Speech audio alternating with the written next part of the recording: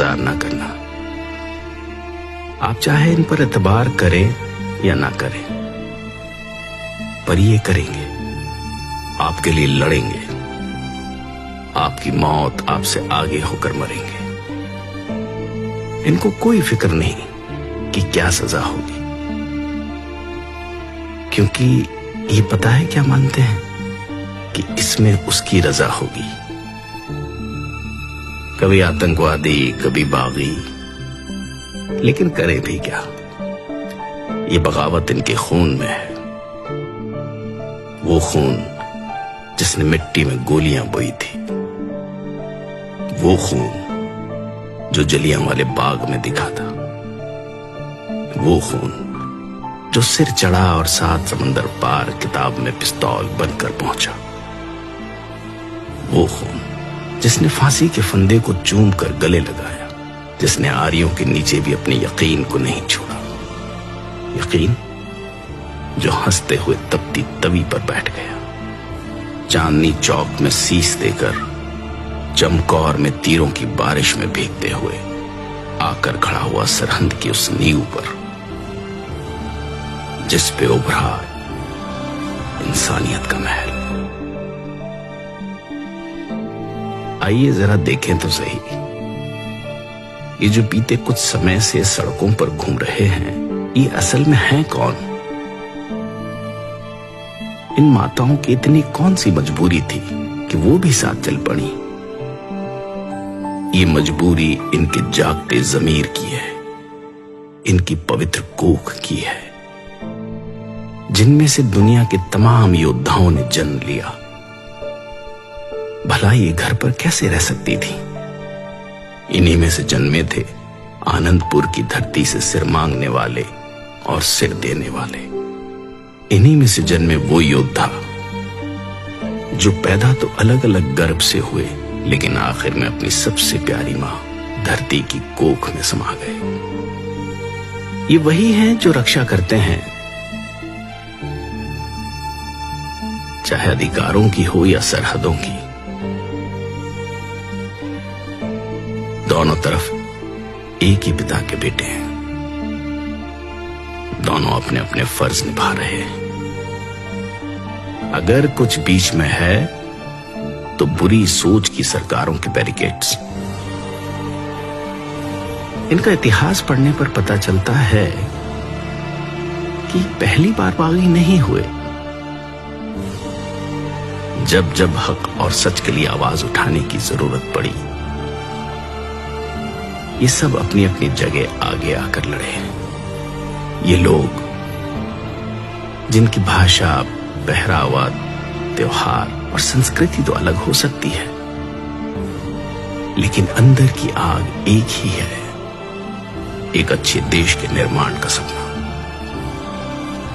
जिनका सबसे पहला धर्म हो इंसानियत। ये वही है जो मौत को सामने देखकर हंस हंस कर जयकारे लगाते हैं।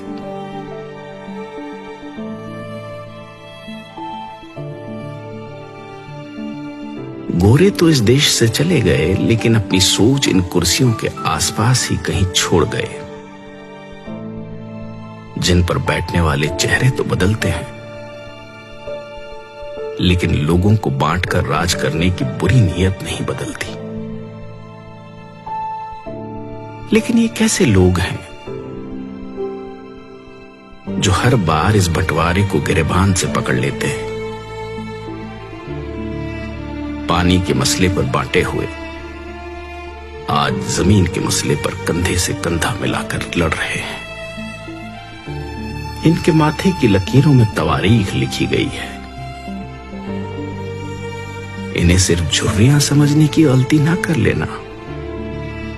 इन आंखों ने अपने हाथों से तैयार कर बेटों को मौत की बारात भेजा है। वो आंखें जिन्होंने आजादी के सपने देखे, जो दंग रह गई जब शीशम की चमकदार कुर्सियों पर बैठे मखमल के कुर्तों ने आजादी के नाम उजड़ जाने का शाही फरमान जारी कर दिया।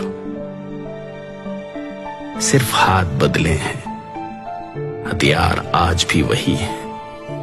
चोटें आज भी वही है। लेकिन इन भले मानसों ने उजड़कर भी पता है क्या कहा? नानक नाम चढ़दी कला, तेरे भाने सरबत का भला। आप रूप अमीक अन पुस्तक बरखा पुत गर्भगन सरपंगन आप रूप ईश्वर की रजा को सबसे ज्यादा मानने वाले किसान सब कुछ यही तो पाल रहे हैं। इन फसलों को, तुम्हारी नस्लों को, गरीबी से मर रहे आम इंसान को, भ्रष्टाचार से बड़े हुए पेट को, ईमान को, बेईमान को, इंसान को, शैतान को, बेजुबान को, हिंदू, सिख, ईसाई, मुसलमान को, सबको यही तो पाल रहे हैं। इसीलिए तो इन्हें अन्नदाता कहा जाता है। लेकिन अफसोस, आज जब यह अन्नदाता अपने वजूद के लिए सर्द रातों में घर परिवार छोड़कर सड़कों पर उतरा, तो ऊंची छतों वाले कमरों में हीटर ऑन कर गर्म रजाई में बैठकर लोग इनको आतंकवादी कह रहे हैं।